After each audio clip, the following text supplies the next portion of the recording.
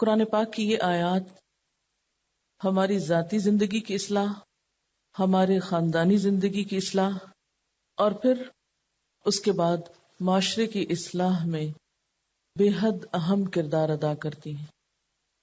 قرآن پاک میں یہ پہلا موقع ہے جہاں ایمان والوں کو براہ راست آگ سے بچنے کے لیے کہا جا رہا ہے۔ یا ایھا الذین آمنو، اے لوگو جو ایمان لا چکے ہو، مومن ہو، اپنے آپ کو ایمان والا کہتے ہو، اور ایمان والا امن میں آ جاتا ہے نا، ہم سب ایمان لا کر مطمئن ہو جاتے ہیں، امن میں آ جاتے ہیں کہ ہاں ٹھیک ہے اب تو ہماری نجات ہو جائے گی۔ لیکن اہل ایمان سے کہا جا رہا ہے کہ تم چین سے مت بیٹھو، فکر کرو۔ کس بات کی؟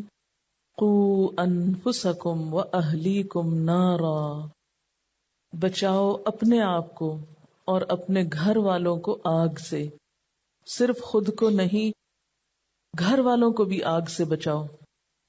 ایمان اور آگ دو متضاد چیزیں لگتی ہیں، لیکن یہ ایک حقیقت ہے کہ ایمان لانے کے بعد بھی تم ایسے کام کر سکتے ہو جو تمہیں آگ میں لے جانے کا سبب بنے۔ وہ کون سے کام ہیں جو انسان کو آگ میں لے جانے کا سبب بنتے ہیں؟ یعنی ایک شخص خواہ لا الہ الا اللہ پڑھ لے، پھر بھی اگر وہ کچھ خاص کام ایسے کرے جن کو نہیں کرنا چاہیے تو وہ آگ میں جا سکتا ہے، اور آگ میں جانے کے بعد اس گناہ کی سزا بھگتنے کے بعد پھر وہ وہاں سے نکالا جائے گا، کیونکہ کلمہ پڑھنے والوں کے لیے خلود فی النار نہیں۔ خلود فی النار کا مطلب کیا ہے؟ ہمیشہ کی آگ، وہ کافروں کے لیے ہے۔ لیکن جیسے حدیث میں آتا ہے نا، جس نے لا الہ الا اللہ کہا وہ جنت میں داخل ہوگا۔ ہم اس کا مطلب کیا سمجھتے ہیں کہ بس ادھر لا الہ الا اللہ کہا اور پھر اس کے بعد جو مرضی کام کیے وہ سیدھا جنت میں پہنچ جائے گا؟ یہ نہیں اس کا مطلب۔ اس کا مطلب یہ ہے کہ جو لا الہ الا اللہ نہیں پڑھے گا وہ تو جنت میں کبھی بھی نہیں جا سکے گا، لیکن جو لا الہ الا اللہ پڑھے گا وہ جنت میں جائے گا۔ اس حدیث میں یہ تو نہیں ہمیں بتایا گیا کہ کب جائے گا۔ اس حدیث سے تو اتنا پتہ چلتا ہے کہ ہاں جس نے لا الہ الا اللہ پڑھا وہ بالآخر جنت میں پہنچے گا۔ کچھ خوش قسمت لوگ ایسے ہوں گے کہ جو بے حساب یعنی بلا حساب پہنچ جائیں گے جنت میں، کچھ ایسے ہوں گے جن سے ہلکا حساب لیا جائے گا، کچھ آراف پر پہنچا کر انتظار کرائے جائیں گے کہ جب سب کا فیصلہ ہو جائے گا تو پھر ان کا فیصلہ ہوگا کہ جنت والے جنت میں چلے جائیں گے، جہنم والے جہنم میں چلے جائیں گے، اور کچھ لوگ بیچ میں سٹک ہوں گے۔ یہ وہ لوگ ہوں گے جن کے نیک اور برے اعمال برابر کے ہوں گے، یا پھر بہت بڑی نیکی بھی کی ہوگی اور ساتھ بہت بڑا گناہ بھی کیا ہوگا، تو ایک دوسرے کو روک دے گا۔ یعنی گناہ جو ہے انسان کا وہ اس کی نیکی کے اجر کے راستے میں حائل ہو کے کھڑا ہو جائے گا۔ اب ان لوگوں کے لیے امکان ہے کہ یہ پہلے اپنے گناہ کی سزا بھگتیں اور پھر جنت میں جائیں، یا اللہ تعالیٰ ان کو بھی معاف کر دے اور جنت میں بھیج دے۔ ہم لوگ آخرت کے معاملے میں نہایت غیر سنجیدہ ہیں۔ دنیا کے امتحان کی جتنی فکر کرتے ہیں اگر صرف اتنی آخرت کے لیے کر لیں جتنی آپ ایک ٹیسٹ یا ایک پرچے کے لیے کرتے ہیں، تو ہمارے بہت سے اخلاق اور معاملات اور اعمال سدھر جائیں۔ لیکن حقیقت یہ ہے کہ ہم آخرت کی اتنی بھی نہیں فکر کرتے جتنی ایک معمولی ٹیسٹ کی ہوتی۔ یہاں ایمان والوں سے کہا جا رہا ہے کہ اپنے آپ کو آگ سے بچاؤ، اور جیسا کہ آپ جانتے ہیں کہ ہر شخص کو پل صراط سے گزرنا ہے۔ وَإِن مِّنكُمْ إِلَّا وَارِدُهَا، تم میں سے ہر شخص اس پہ وارد ہونے والا ہے، اور وہ ہے بھی اندھیرے میں۔ ہر ایک کے عمل کا نور ہوگا، کچھ لوگوں کا نور زیادہ ہوگا، کچھ کا کم ہوگا۔ زیادہ نور والے وہ ہوں گے جنہوں نے اپنے نیک اعمال کے ساتھ ساتھ دوسروں کے لیے بھی نیکی کے راستے کھولے ہوں گے۔ الدال علی الخیر کفاعلہ، وہ صرف اپنا نور ہی نہیں لوگوں کو نیکی کا راستہ دکھانے کا نور بھی رکھتے ہوں گے، اس لیے ان کا نور بہت زیادہ ہوگا۔ اور کچھ لوگ ایسے ہوں گے بد نصیب، بد قسمت، کہ جن کا نور کبھی جلے گا کبھی بجھے گا. اسی لیے تو دعا کریں گے نا، ربنا اتمم لنا نورنا، کہ اے رب ہمارا نور ہم پہ تمام کر دے، کہیں یہ نور چلا نہ جائے، بجھ ہی نہ جائے اور ہم نیچے نہ گر پڑے.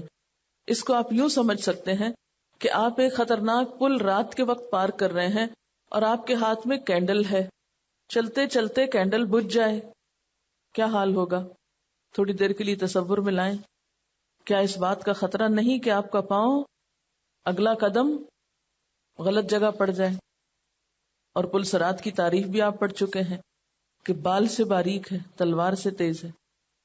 اس پل پر اگر اندھیرا ہو گیا تو کیا بنے گا؟ کہاں جائیں گی؟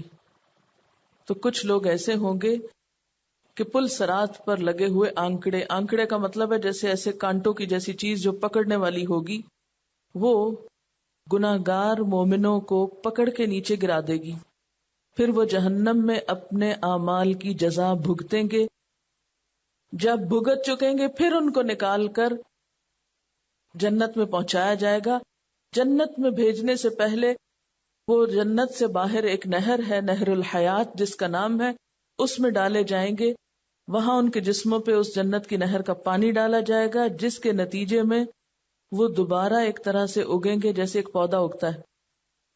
اور جب ان کے جسم دوبارہ بنیں گے اور وہ جنت میں جائیں گے تو بھی ان کے جسموں پر جلنے کے نشان ہوں گے. ان نشانوں کو دیکھ کر جنت والے ان کو جہنمیون کہیں گے کہ یہ جہنم کا مزہ چک کے آ رہے ہیں. ہم میں سے کس میں سکت ہے اس کے اندر جانے کی؟ تھوڑی دیر کے لیے بجلی چلی جائے تو ہمارا سانس رکنے لگتا ہے. دھوپ میں ہم کھڑے نہیں ہو سکتے. کبھی گرم توا چھو جائے ہاتھ کو یا گرم استری لگ جائے بازو کو تو گھنٹوں ہم سسکتے رہتے ہیں، جلتے رہتے ہیں. وہ آگ جو دنیا کی آگ کے مقابلے میں 70 گنا زیادہ ہے، کس میں سکت ہے اس میں جانے کی؟ ہم سمجھتے ہیں کہ یہ آگ ہمارے لیے نہیں ہے. اور یہ حدیث جو اس وقت میں نے آپ کو بتائی ہے جہنم میں جانے والے اہل ایمان کی، یہ بخاری کی حدیث ہے جس کا خلاصہ میں نے پیش کیا آپ کو. صحیح حدیث سے یہ بات ثابت ہے. ہم سمجھتے ہیں ہم بڑے بڑے بلنڈر کرتے رہے اور ہمیں کوئی دیکھنے والا نہیں، کوئی پوچھنے والا نہیں، اور ہم ایسے ہی چھوڑ دیے جائیں گے. برائی کا بدلہ برا نہیں ہوگا، اچھا ہوگا. یہ محض خوش فہمی ہے. ہم اللہ کے وعدوں کو دوسروں کے لیے سمجھتے ہیں، اپنے لیے سچا نہیں سمجھتے کہ یہ سب کچھ ہمارے ساتھ بھی ہو سکتا ہے. اپنے آپ کو وہاں کھڑا کر کے نہیں دیکھتے. اسی لیے تو ایسی آیتیں سمجھ نہیں آتی. قُوا انفسکم، سب سے پہلے اپنے نفسوں کو، اپنے آپ کو بچاؤ، اور پھر اس کے بعد وَأَهْلِيكُمْ، اپنے گھر والوں کو بچاؤ، کیونکہ سب سے پہلے تم سے تمہارے گھر والوں کے بارے میں پوچھا جائے گا. ہم میں سے بہت سے لوگ خود دین کی طرف پھر بھی آ جاتے ہیں، لیکن اپنی اولاد، اپنے شوہر، اپنے بہن بھائیوں، اپنے رشتہ داروں، اپنے خاندان والوں سے غافل ہوتے ہیں. وہ اس طرف آئیں یا نہ آئیں، ہمیں کیا؟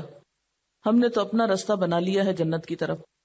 تو ہم میں سے کس کس کے پاس کیا پروگرام ہے گھر والوں کو آگ سے بچانے کا؟ ویسے بھی اس مشینی دور میں گھر والوں کی محبتیں مشینوں نے چھین لی. گھر میں بیٹھ کے بھی مشینوں کے آگے بیٹھے رہتے ہیں. اس لیے وہ آپس کا پیار اور محبت، ایک دوسرے کی ہمدردی، ایک دوسرے کا ساتھ دینا، ایک دوسرے کے لیے تڑپنا، ایک دوسرے کی تکلیف کو محسوس کرنا، وہ تو ویسے ہی کم ہو گیا. دنیا میں ایک دوسرے کو نہیں پوچھتے. آخرت کی فکر کس کو ہوگی آج کے دور میں؟ دنیا میں اگر ہمارے سامنے ہمارا کوئی پیارا آگ میں گر پڑے تو شاید ہمارا احساس جاگ اٹھے، لیکن ہم تصور میں اپنے عزیزوں کو آگ میں جاتے ہوئے نہیں دیکھتے. آگ کے شعلے ان کے ارد گرد نہیں نظر آتے ہمیں. اسی لیے ہمارے دل کے اندر کوئی درد نہیں، نہ سوچ اٹھتی ہے، نہ پھر ہم کچھ سوچتے ہیں کہ ہم ان کے لیے کچھ کریں. اور آپ کو معلوم ہے اچھی طرح جہنم میں لے جانے والے کام کون سے ہیں؟ سب سے پہلے تو فرائض میں غفلت، نماز، روزہ، حج، زکوٰۃ، ان سب کا ترک کرنا دوزخ میں لے جانے کا سبب ہے. نماز کے بارے میں واضح طور پر قرآن پاک میں آتا ہے فی جنات یتساءلون عن المجرمین ما سلککم فی سقر قالوا لم نک من المصلین. جنت میں جانے والے دوزخ والوں سے پوچھیں گے تمہیں کیا چیز دوزخ میں لے گئی؟ قالو وہ کہیں گے لم نک من المصلین ہم نماز پڑھنے والوں میں سے نہیں تھے، ہم نماز نہیں پڑھتے تھے. کیا قرآن کی یہ آیت ایسے ہی لکھ دی گئی ہے قرآن پاک میں؟ اس کا کوئی مطلب نہیں ہے؟ یا یہ کس کے لیے لکھی ہے؟ لیکن ہم نے کتنا سوچا، پیار، محبت، خیر خواہی، خدمت، دوسرے کی مدد، اور اس کو پہلے اپنے خلوص کا یقین دلاتے ہوئے اس کو دین کی طرف بلائیں. ہم گھر والوں کو اگر دین کی طرف بلاتے بھی ہیں تو ڈانٹ ڈپٹ کے، لیکچر سنا کے، جبکہ گھر کے اندر لیکچر سنا کے تبلیغ نہیں ہوا کرتی، تقریروں سے تبلیغ نہیں ہوتی گھر کے اندر. اسی لیے اکثر لوگوں کو یہ مشکل پیش آتی ہے، گھر والے نہیں بات سنتے، گھر والوں کو بتانا بڑا مشکل ہے، اس لیے کہ ہمارے اپنے کچے چٹھے اور ہمارے اپنے کردار اور اپنے قصور سامنے نا ان کے. ہماری حقیقت بھی تو گھروں میں کھلتی ہے کہ ہم اصل کون ہے، ہماری حقیقت کیا ہے. باہر تو لبادے اوڑے ہوئے ہیں ہم نے، لیکن گھر والوں کے سامنے تو کوئی لبادہ نہیں اوڑھ سکتا. وہاں تو جب تک ہمارا اپنا عمل درست نہیں ہوگا، ہماری اپنی مثال سامنے نہیں ہوگی، ایک لفظ کی تبلیغ اثر نہیں کرے گی. جب تک ہمارے قول اور فعل کا تضاد نہیں ختم ہوگا، ایک جملہ نہیں کسی کے دل پہ لگے گا. اسی لیے اللہ تعالیٰ نے یہ ذمہ داری ہمیں پہ ڈالی. نبی صلی اللہ علیہ وسلم کو جب تبلیغ کا حکم ہوا تو کیا فرمایا تھا؟ وَأَنذِرْ عَشِيرَتَكَ الْأَقْرَبِينَ. ابتدائی دور میں آپ صلی اللہ علیہ وسلم کو جب دین کا پیغام پہنچانے کے لیے حکم ہوا تو سب سے پہلے خاندان والوں کے لیے ہوا. وَأَنذِرْ عَشِيرَتَكَ الْأَقْرَبِينَ. اپنے قریب ترین خاندان والوں کو خبردار کرو. اور اسی موقع پر آپ نے سارے خاندان والوں کو دعوت پر بلایا اور ان سب کے سامنے حق کا پیغام رکھا. ایک ایک کا نام لیا، اپنی بیٹی کا نام لیا، اپنی پھپھی کا نام لیا. یعنی مراد یہ ہے کہ مردوں کے علاوہ عورتوں کا نام لے کر بھی ان کو بھی تبلیغ کی کہ اے محمد کی بیٹی فاطمہ اور اے پھپھی صفیہ، تم اپنے لیے خود کچھ کر لو، میرا نبی ہونا تمہارے کام نہ آئے گا. تو جب تک ہم اپنے گھر والوں کے لیے خیر خواہ نہیں بنتے، جب تک گھر والوں کی اصلاح نہیں کرتے، جب تک گھر والوں کے لیے ہم کامیاب نہیں، ہم باہر بھی ناکام ہیں. اور گھر میں اخلاق کا، اعلیٰ کردار کا، صبر کا، قربانی کا ثبوت دینا ہوگا جب تبلیغ ہوگی. اور یہاں پھر ہماری اصلاح ہوگی سب سے پہلے. یہ تو نہیں ہو سکتا نا کہ ہم خود نمازوں میں سستی کریں اور گھر والوں کو کہا کریں آپ وقت پہ نماز پڑھا کرو. وہ کیسے سنیں گے؟ تو گھر والوں کے لیے جو تبلیغ کی ذمہ داری عائد کی گئی ہے وہ دراصل ہمارے اپنے نفس کی اصلاح کا مؤثر ترین ذریعہ ہے. ہماری اصلاح اس وقت ہوگی جب ہم گھر والوں کی اصلاح کرنے لگیں گے، کیونکہ وہ قریب ترین ہو کر ہمیں ہماری ظاہری نہیں اندر تک کی غلطیاں بتائیں گے. اور جب ہم گھروں کو چھوڑ کے نکل جاتے ہیں اور گھر والوں سے بے نیاز ہو جاتے ہیں اور باہر بڑے ظاہری طور پہ اچھے بنے پھرتے ہیں تو پھر ہمیں تبلیغ آسان لگتی. ٹھیک ہے، کسی کو کیا خبر ہم کیا کرتے ہیں، کون سے فرائض ادا کرتے ہیں اور کون سے نہیں، سچ بولتے ہیں یا جھوٹ بولتے ہیں، جو اخلاق کے درس باہر دیتے ہیں وہ گھر میں بھی عمل کرتے ہیں یا نہیں. تو جب ہم گھر والوں میں تبلیغ کرنے میں کامیاب ہوں گے، جس کے لیے بڑی قربانی چاہیے، اپنے نفس کی قربانی چاہیے، تو باہر بھی کرنا آسان ہو جائے گا. قُوا أَنفُسَكُمْ وَأَهْلِيكُمْ نَارًا. تو سب سے پہلے فرائض میں غفلت، نماز، روزہ، حج، زکوٰۃ جو فرض کا درجہ رکھتا ہے، اس میں اگر گھر والے کوتاہی کر رہے ہیں یا ہم خود کر رہے ہیں تو باقی سب چیزیں سیکنڈری ہو جاتی ہیں، ثانوی ہیں. اس کے بعد آگ میں لے جانے والے کام کون سے ہیں؟ حرام چیزوں کا ارتکاب، ان گناہوں کا ارتکاب جن پہ حد لگتی. کن گناہوں پہ حد لگتی؟ قتل، چوری، زنا، شراب نوشی، دوسروں پر الزام تراشی. آپ صلی اللہ علیہ وسلم نے خواتین سے جو بیعت لی تھی اس میں یہ سب چیزیں شامل تھیں. ولا یسرقن ولا یزنین ولا یقتلن. آپ نے اپنی بیعت میں یہ سارے الفاظ کیوں دہرائے تھے؟ اللہ تعالیٰ نے سکھائے، قرآن میں نازل فرمائے. ایک عورت خواہ نماز پڑھتی ہو، روزہ رکھتی ہو، سب کچھ کرتی ہو، لیکن اگر اپنے ہی بچوں کو پریگننسی میں قتل کرا دیتی ہے، جو کہ ایک عام سا کھیل ہے، یہ کاڑھا پی لو، وہ دوا کھا لو، وہ فلاں طریقہ کر لو، وہ فلاں کر لو، گھروں میں ہی دیسی علاجوں سے اکثریت کو میں نے دیکھا ہے حمل ضائع کراتے ہوئے، اور احساس بھی نہیں غلط کر رہے ہیں.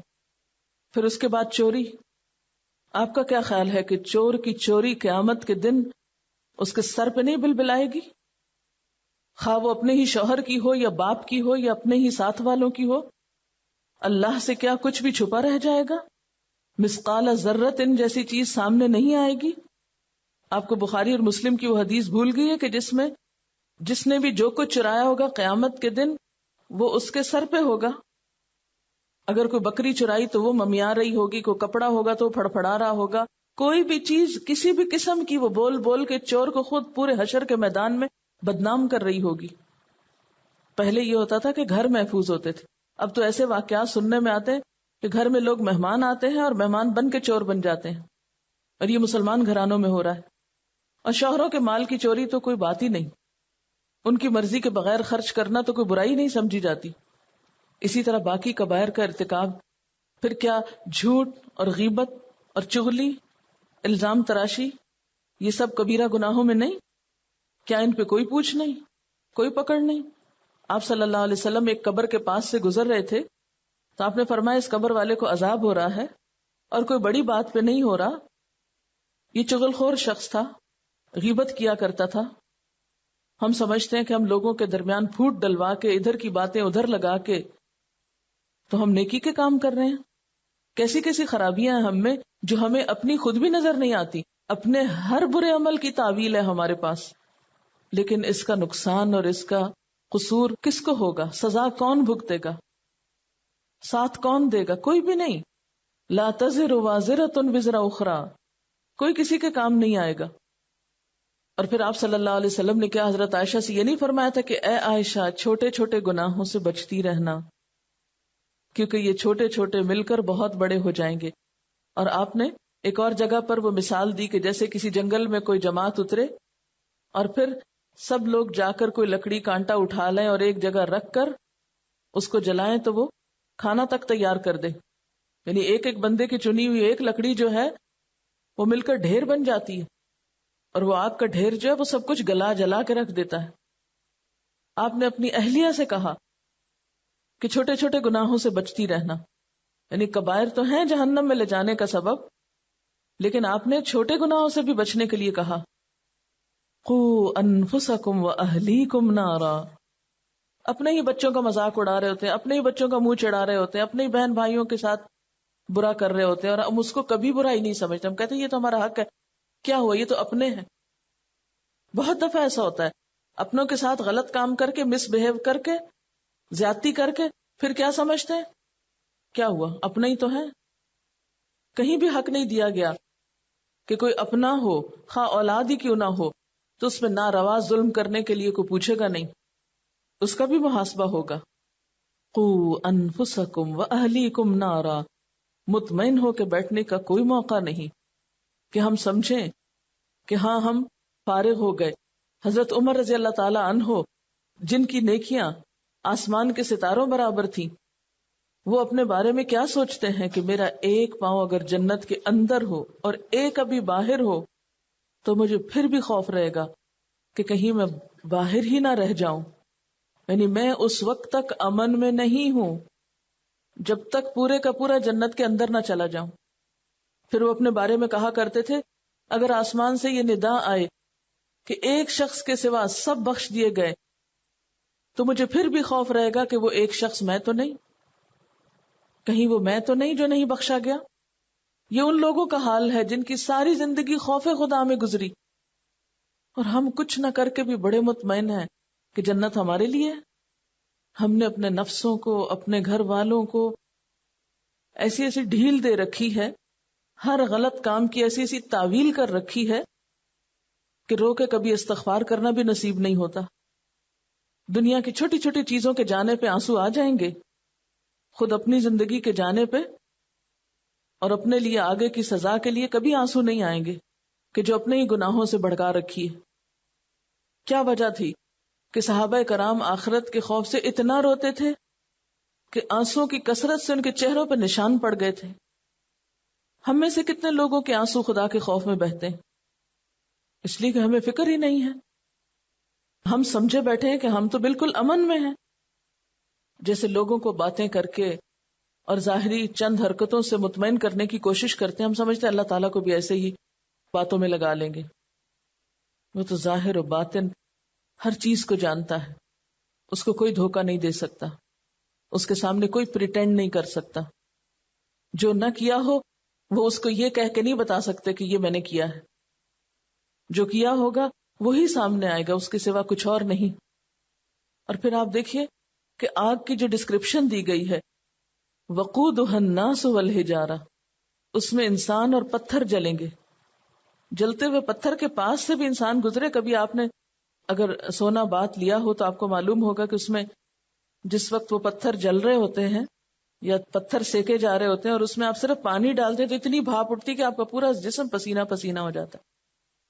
حالانکہ وہ اس میں آگ نہیں ہوتی، کچھ بھی نہیں ہوتا، صرف گرم پتھر ہوتے ہیں اور اس کے پانی کی بھاپ سے آپ پگھل جاتے ہیں. تو جہنم میں تو وہ پتھر انگارے بن جائیں گے اور دوسری طرف انسانوں کے جسموں سے شعلے نکلیں گے.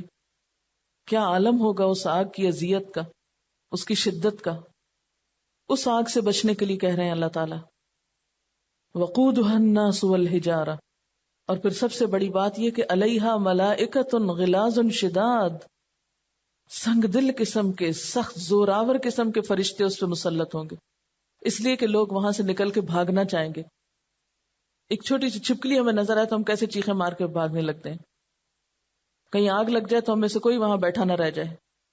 تو جہنم میں کون بیٹھنا چاہے، کون رہنا چاہے گا؟ سب بھاگنے کی فکر کریں گے کہ نکلے یہاں سے. کلما ارادوا ان یخرجوا منها من غم اعیدوا فیہا، جب بھی غم کی شدت کی وجہ سے اس سے نکلنے کی تمنا کریں گے، نکلنے کی کوشش کریں گے، اسی میں دھکیل دیے جائیں گے، واپس پلٹا دیے جائیں گے. لا یعصون اللہ ما امرہم. انسانوں کے حرکتوں کے مقابلے میں فرشتوں کا عمل دکھایا گیا. وہ تو اللہ کی نافرمانی نہیں کرتے، جو بھی وہ ان کو حکم دیتا ہے.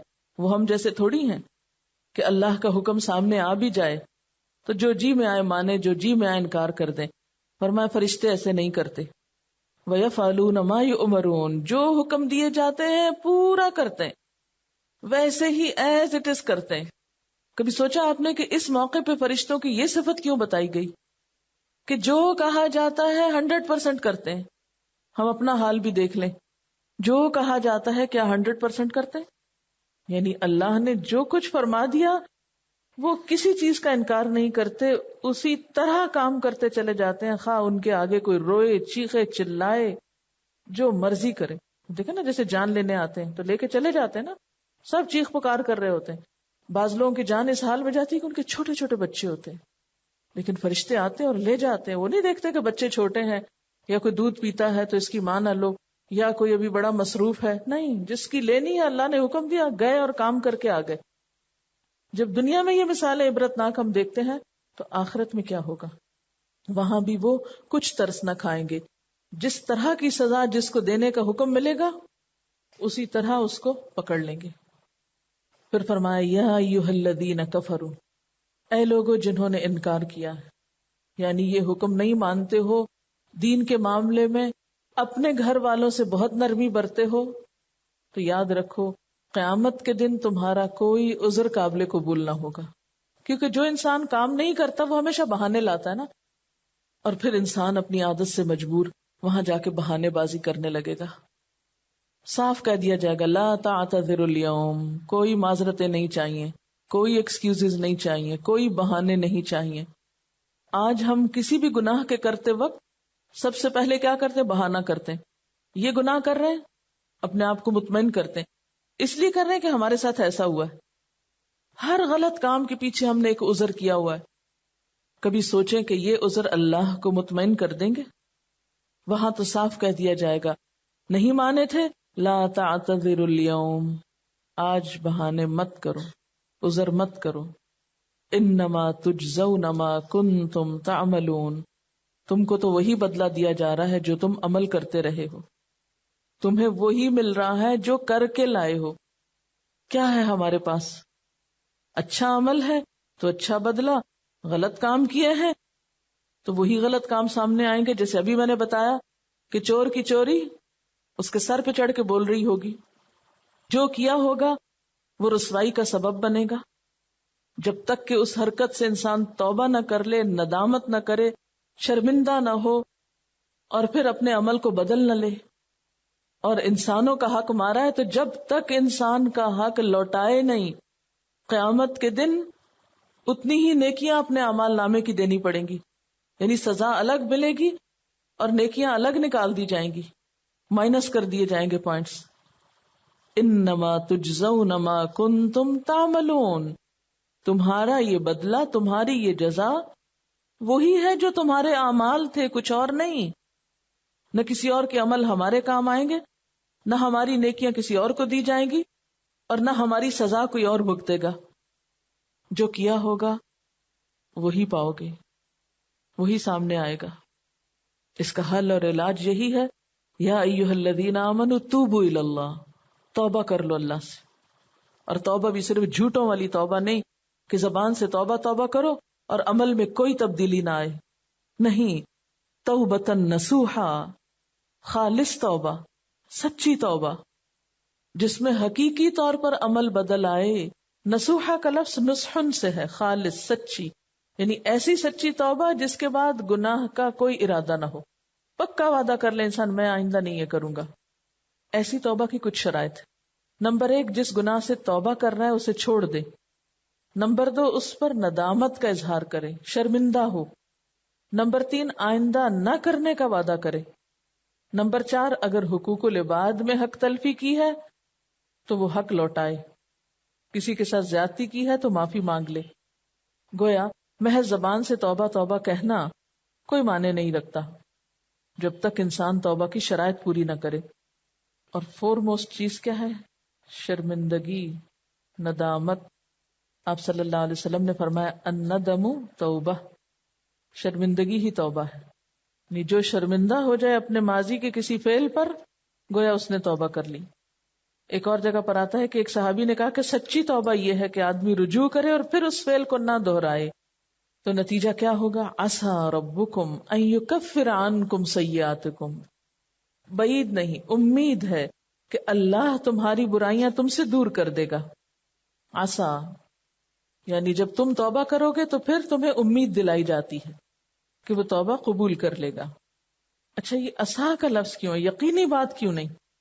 اس لیے کہ جنت کی گارنٹی تو کسی کے پاس بھی نہیں، کیونکہ اس آیت میں صرف یہ نہیں کہا نا کہ تمہاری خطائیں تم سے دور کر دے گا، بلکہ ساتھ ہی یہ وعدہ بھی ہے وَيُدْخِلَكُمْ، گناہوں کے باوجود جب معافی ہو گئی تو داخل کر دے گا تم کو جنات، ان باغوں میں، تجری من تحتها الانہار، جن کے نیچے نہریں بہ رہی ہوں گی. تو جنت میں داخلہ، تو آپ صلی اللہ علیہ وسلم نے اس کے بارے میں کیا فرمایا تھا کہ کسی کا عمل اس کو جنت میں نہیں پہنچا سکتا. صحابہ نے عرض کیا کیا آپ کا عمل بھی؟ آپ نے فرمایا ہاں، مجھے بھی جب تک اللہ تعالیٰ اپنے فضل و رحمت سے ڈھانپ نہ لے اس وقت تک میں بھی جنت میں نہیں جا سکتا. تو اس لیے یہاں پر عسیٰ کا لفظ آیا. امید ہے کہ توبہ کرو، پھر امید ہے کہ اللہ تمہارے گناہ معاف کر دے گا اور تمہیں جنت کے باغوں میں داخل کر دے گا. تجری من تحتها الانہار، جن کے نیچے نہریں بہتی ہیں. واپس آ جاؤ اپنے غلط کاموں اور غلط ڈگر اور غلط طرز زندگی سے، نیا طرز زندگی اختیار کرو جو اللہ والوں کا ہے. نیا لائف سٹائل اپناؤ، پلٹ آؤ، واپس آ جاؤ. عسیٰ، پھر امید ہے، واپس آؤ گے تو امید ہے. اور صرف امید کی بات کی گئی، گارنٹی کوئی نہیں دی گئی پھر بھی، کیونکہ یہ تو اللہ کی اپنی مرضی پر ہے نا. وہ مالک ہے، وہ بادشاہ ہے، جسے چاہے معاف کرے، جسے چاہے سزا دے. یغفر لمن یشاء ویعذب من یشاء، جسے چاہے گا وہ اس کو معاف کرے گا اور جس کو وہ چاہے گا اس کو سزا دے گا. میرے اور آپ کے پاس کیا گارنٹی ہے کہ وہ ہمیں ضرور معاف کر دے گا؟ یہ تو اس کو پتا ہے کہ کس کو معاف کرنا چاہیے اور کس کو نہیں کرنا چاہیے، کون معافی کے لائق ہے، کون معافی کا مستحق ہے اور کون نہیں ہے. اگر اللہ کے رسول صلی اللہ علیہ وسلم یہ کہہ سکتے ہیں کہ الا ان یتغمدنی اللہ برحمہ، کہ ہاں میں بھی جنت میں اس وقت جاؤں گا جب اللہ مجھے اپنی رحمت سے ڈھانپ لے. پلٹ آنے پر بھی اس نے امید ہے کی بات کی ہے. اور ایمان ہے یہ امید اور خوف کے درمیان. خالی امید پر تو ایمان نہیں ہوتا اور صرف خوف پر بھی نہیں ہوتا، دونوں کے بیچ میں ہوتا ہے. تبھی انسان سیدھا رہتا ہے. ہم اپنے ایمان کا جائزہ لے کر دیکھیں، کیا واقعی ہمارا ایمان خوف اور امید کے درمیان ہے؟ کیا صرف امید تو نہیں رکھی ہوئی، یا کہیں صرف خوف کا شکار ہو کر مایوس تو نہیں ہے؟ کیونکہ جب تک معتدل رویہ اختیار نہیں کریں گے اس وقت تک ایمان مکمل نہیں ہوگا. عسیٰ ربکم، یعنی ہم کتنے ٹھنڈے دل سے کتنے آرام سے غلط کام کر لیتے ہیں، یہ سوچ کے اچھا بعد میں معافی مانگ لیں گے، ابھی تو غلط کریں پھر معافی مانگ لیں گے، توبہ کر لیں گے، پھر حج کر لیں گے، عمرہ کر لیں گے، روزے رکھ لیں گے، پھر ہو جائے گا معاف. کس کو پتا، کون جانتا ہے کہ گھر سے نکلو اور واپس نہ پلٹو؟ کل کس نے دیکھا ہے؟ کس کے پاس گارنٹی ہے؟ کوئی ایک کہے کہ ہاں مجھے یقین ہے میں زندہ رہوں گا اور میں ساری معافی مانگ لوں گا آج کے غلط کاموں کی، آج تو غلط کام کرنا میری مجبوری ہے. کوئی مجبوری نہیں ہے، ہر ایک کا امتحان ہے. یوم لا یخزی اللہ النبی والذین آمنوا معہ، اس دن اللہ نبی صلی اللہ علیہ وسلم کو اور آپ کے ساتھ ایمان لانے والوں کو، آپ کے ساتھ کا مطلب کیا ہے کہ جنہوں نے آپ کی پیروی کی، جو آپ کے نقش قدم پر چلے، ان کو رسوائی سے بچائے گا. لیکن جنہوں نے دعویٰ تو آپ کی امت میں سے ہونے کا کیا لیکن کام وہ نہ کیے جو آپ نے بتائے ہیں، تو ان کا کیا حال ہوگا؟ اور ان کا بھی حال آپ دیکھیے کہ جو آپ کے ساتھ ہوں گے اہل ایمان، نورہم یسعی بین ایدیہم و بایمانہم، ان کا نور ان کے آگے آگے اور ان کی دائیں جانب دوڑ رہا ہوگا. آپ کو معلوم ہے کہ محشر کا میدان، یعنی میدان محشر سے جنت کا راستہ بہت اندھیرا ہے، اسی راستے میں پل صراط بھی آتا ہے. اہل ایمان اپنے اس نور کی وجہ سے پل پار کر رہے ہوں گے، منافق بھی ساتھ چل پڑیں گے، لیکن ان کا اپنا نور تو ہوگا نہیں، یا تھوڑا بہت ہوگا جو جلدی بجھ جائے گا. انہیں جب دیکھیں گے اہل ایمان تو پریشان ہوں گے کہ کہیں ہمارا نور بھی نہ چلا جائے. اس وقت پھر یہ دعا کریں گے، یقولون ربنا اتمم لنا نورنا، اے ہمارے رب ہمارا نور ہم پہ تمام کر دے، مکمل کر دے. واغفر لنا، اور ہم کو بخش دے. انک علی کل شیء قدیر، بے شک آپ ہر چیز پر قدرت رکھنے والے ہیں. اللہ قیامت کے دن کی رسوائی سے اہل ایمان کو بچا لے گا، ان کو ان کا نور دے دے گا. اچھا یہ لو جنت کا ٹکٹ اور یہ ہے تمہارا نور، اس نور کی روشنی میں سیدھے چلے جاؤ جنت کی طرف. کسی نے کہا تھا کہ وہ تو سورج سوا نیزے پہ ہوگا پھر اندھیرا کیوں ہوگا؟ تو بات یہ ہے کہ اس وقت کی بات یہاں نہیں ہو رہی، یہ ہو رہی ہے بات حساب کتاب کے بعد کی، جب لوگ جنت میں جا رہے ہوں گے، جب جنت میں داخلے کا فیصلہ ہو چکا ہوگا. وَيُدْخِلَكُمْ جَنَّاتٍ تَجْرِي مِن تَحْتِهَا الْأَنْهَارُ، اس وقت اللہ تعالیٰ پھر اہل ایمان کو رسوا نہ کرے گا، ان کا نور ان پہ تمام کرے گا. اور وہ دعائیں بھی مانگ رہے ہوں گے کہ یا اللہ یہ نور تمام کر دے، منزل تک پہنچا دے. واغفر لنا، اور ہم کو بخش دے. انک علی کل شیء قدیر، بے شک آپ ہر چیز پر قدرت رکھنے والے ہیں. جن کا نور بھی ان کے آگے اور پیچھے ہوگا وہ اس وقت بھی خوف کا شکار ہوں گے. ربنا اتمم لنا نورنا واغفر لنا، وہاں تک احساس زیاں ساتھ ہے. اللہ تعالیٰ رسوائی سے بچا بھی لے گا، جنت کا پروانہ بھی مل جائے گا. پل صراط پار کرتے ہوئے یہ دعا پڑھ رہے ہوں گے، اللہ یہ نور بجھنے نہ پائے ورنہ آگے کیسے پہنچیں گے، اور ہمیں بخش دے. اسی لیے کبھی آپ کے ذہن میں ہو سکتا آیا ہو کہ جن لوگوں کو کہتے ہیں کہ یہ عشرہ مبشرہ ہیں، جن کو دنیا میں جنت کی بشارت مل گئی، ان کو کیوں فکر ہوتی تھی؟ وہ کیوں خوف کھاتے تھے؟ حضرت ابو بکر ہیں، حضرت عمر ہیں، حضرت علی ہیں، یہ جن لوگوں کو جنت کی بشارت دنیا میں مل گئی تھی وہ بھی ڈرتے رہتے تھے. ہاں ڈرتے تھے. یہاں جن لوگوں کو جنت کی بشارت مل گئی، جو رسوائی سے بچا لیے گئے، وہ اپنے رستے پہ گامزن ہیں، وہ ڈر رہے ہیں. اتمم لنا نورنا واغفر لنا، یہ دو الفاظ کس کے منہ سے نکلتے ہیں؟ جس کے اندر اب بھی فکر باقی. تو جب تک وہ جنت کے اندر پہنچ نہیں جائیں گے وہ بے فکر نہیں ہوں گے. اور ہمارا حال یہ ہے کہ دنیا میں ہی بے فکر ہے، ابھی کچھ خبر ہی نہیں آگے کی اور بے فکر ہے. کس کو پتا کس وقت کون سی غلطی ہو جائے جو ساری نیکیاں کھا جائے. کیوں کہا گیا کہ ایک جملہ انسان بے سوچے سمجھے منہ سے نکالتا ہے، بے سوچے سمجھے، بے مقصد، بلا وجہ. اور وہ اس کو جہنم کی اتھاہ گہرائیوں میں پہنچا دیتا ہے. اور کبھی ہم اپنی عادتوں کا جائزہ لیں، راہ چلتے تبصرے کر رہے ہوتے ہیں. کسی شخص کی جگہ بدل دی گئی تو اس پہ تبصرے کر رہے ہیں، بھئی کیا ہوا تمہیں یہاں سے کیوں اٹھا دیا. کسی کی ڈیوٹی تبدیل ہوئی تو اس پہ باتیں شروع کر دی بلا وجہ. آپ کا کیا کام؟ من حسن اسلام المرء ترکہ ما لا یعنیہ، اسلام کا حسن تو اس کے پاس ہے جو ان ساری باتوں کو چھوڑ دے جس سے ان کا کوئی مطلب نہیں. کتنی باتیں فکر کی، ان کا تو ہمیں خیال نہیں. کتنی باتیں اپنی اور گھر والوں اور معاشرے کی اصلاح کی، اس کی تو ہمارے پاس کوئی پلاننگ نہیں. اور ہر وقت آس پاس دیکھ رہے ہیں کون کیا کر رہا ہے، دوسروں میں دلچسپی ہے. چند دن پہلے میں نے کسی کو سٹال کی ڈیوٹی دی کہ آپ سٹال پر ضرورت ہے وہاں پر آ جایا کریں. تو وہ رونے لگی کہ نہیں میں تو یہ ڈیوٹی نہیں کر سکتی، اس لیے کہ میں پہلے یہ ڈیوٹی کرتی تھی تو مجھ سے کسی نے کہا کہ جس کو کچھ نہیں آتا اسے یہاں کھڑا کر دیا جاتا ہے. کہ بہت سے لوگوں نے مجھے بتایا کہ یہاں تو نکمے لوگ کھڑے ہوتے ہیں. اب ایک شخص جو نیکی کے لیے اتنا بڑا کام کرنے کے قابل ہے، محض لوگوں کی باتوں سے وہ اس نیکی کے پاس نہیں جا رہا کہ مجھے پھر وہی باتیں سننی پڑیں گی. ہم بھول جاتے ہیں کہ مسجد نبوی میں جھاڑو لگانے والی عورت کا جنازہ اس کی قبر میں جانے کے بعد بھی آپ صلی اللہ علیہ وسلم نے پڑھایا تھا. اللہ کے دین کے راستے میں صرف کرسی میز پہ بیٹھ کے تبلیغ کرنا اور درس دینا ہی بڑی بات نہیں. یہ تو انتہائی خطرناک جگہ ہے، انتہائی خطرناک، کہ معلوم نہیں کس وقت نیت پھسل جائے، معلوم نہیں کس وقت منہ سے کوئی غلط بات نکل جائے، معلوم نہیں وہ کہاں کہاں تک پہنچ جائے، معلوم نہیں کتنی پکڑ ہو جائے. یہ تو سب سے زیادہ ڈرنے والی جگہ ہے، سب سے زیادہ خوف کھانے والی جگہ ہے. اور ہم چیزوں کو صرف ظاہری اعتبار سے دیکھتے ہیں. کبھی ہم نے سوچا کہ ہمارے راہ چلتے لوگوں کے کام پہ تبصرے اور کمنٹس ان کی کتنی ہمت توڑ دیتے ہیں یا ان کو نیکی کے راستے سے روک دیتے ہیں. ہمیں تو یاد بھی نہیں ہوگا کہ ایسی باتیں کرنے والوں میں ہم بھی شامل ہوں گے.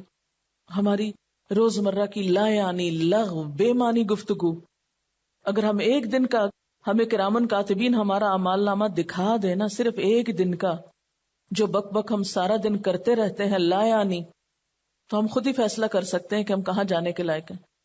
کیونکہ یہ وہ غلطیاں ہیں جن کا ہمیں احساس نہیں ہے. توبہ کب کریں گے ان پہ؟ جس غلطی کا احساس ہی نہ ہو اس پہ توبہ بھی نہیں ہو سکتی. وہ تو زیادہ ہی ڈینجرس ہے، کیونکہ آخرت کے بارے میں سنجیدگی ہے ہی نہیں نا، فکر ہی نہیں ہے کہ حساب دینا ہے اس ساری گفتگو کا.